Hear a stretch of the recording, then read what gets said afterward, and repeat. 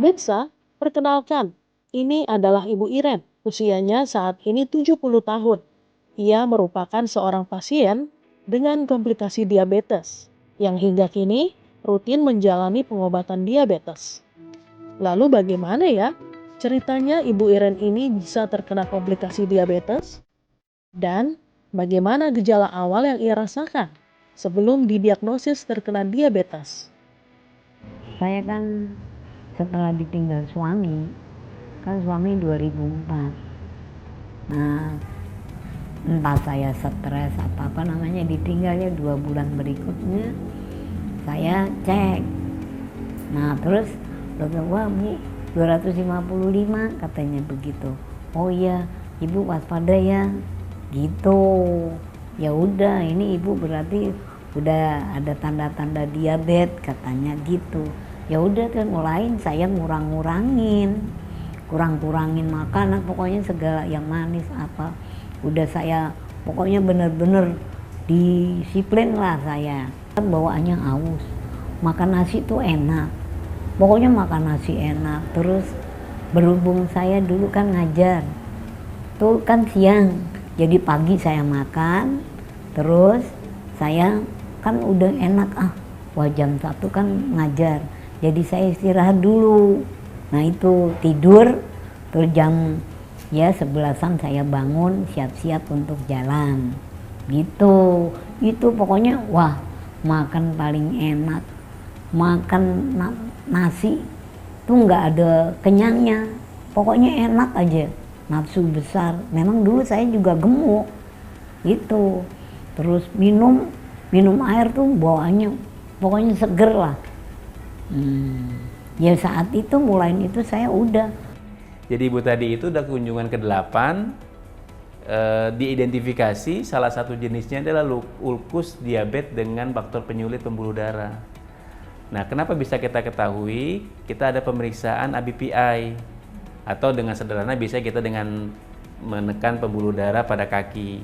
Ternyata hasil ABPI kita nilainya 0,2. Nah, 0,2 itu salah satu tanda bahwa luka pasien ini adalah luka pasien jenis luka DM dengan faktor penyulit pembuluh darah gitu. Nah, oleh karena itu treatmentnya akan sangat berbeda, sehingga kita harus memastikan betul ya bahwa jenis luka yang kita akan tangani itu luka yang seperti apa.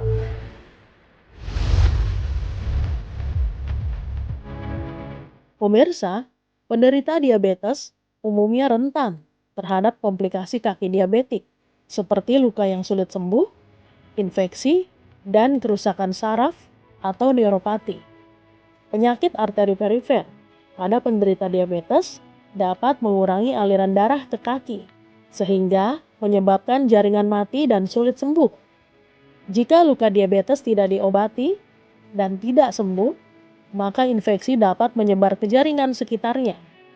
Biasanya luka-luka gangguan pembuluh darah itu atau arteri itu biasanya adanya di ujung-ujung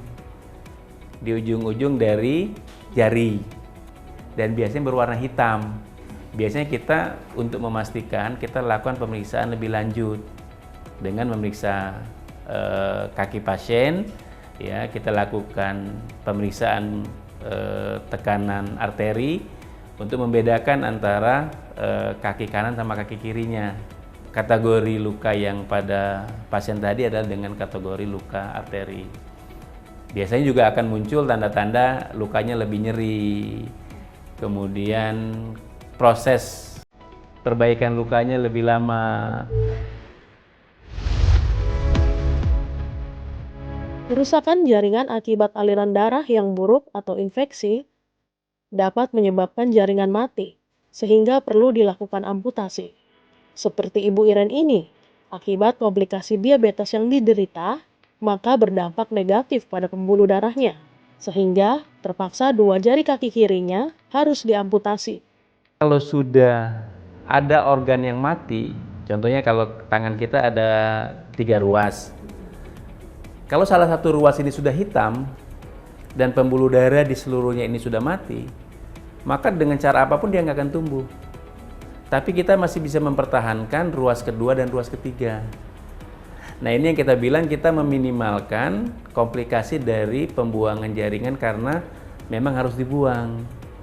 Nah, yang suka sering terjadi di masyarakat tuh Bu, karena perawatan yang dilakukan tidak tepat sehingga yang tadinya hanya satu ruas jari kaki, dia bisa meluas ke ruas yang kedua atau ketiga, atau malah ke seluruh kaki. Dengan perawatan yang benar, penderita diabetes bisa hidup puluhan tahun dan tetap aktif. Pastikan untuk melakukan pemeriksaan kesehatan secara rutin dengan dokter Anda untuk deteksi dini komplikasi diabetes. Lalu apa yang harus dilakukan oleh penderita diabetes supaya tetap sehat dan bugar? Dan bagaimana supaya kita terhindar dari diabetes? Yang paling baik adalah kontrol gula darahnya secara optimal. Dokter akan memilihkan obat, apakah dia tinggi resistensinya atau kekurangan insulinnya. Obatnya akan menjadi berbeda. Yang kedua, lakukan pemeriksaan komplikasi. Dokter akan memberikan panel pemeriksaan laboratorium, jenis laboratorium yang harus diperiksa supaya komplikasinya bisa diidentifikasi sedini mungkin sehingga tidak menjadi parah. Kalau dua hal itu dilakukan, maka pasien-pasien diabetes bisa hidup sehat, bisa hidup normal, bisa mempunyai umur yang sama panjangnya dengan pasien yang tidak diabetes, dan itu perlu kontrol teratur. Walaupun gula darahnya sudah normal, tetap harus kontrol karena dokternya akan mengevaluasi kalau ada tanda komplikasi walaupun gula darahnya sudah terkontrol.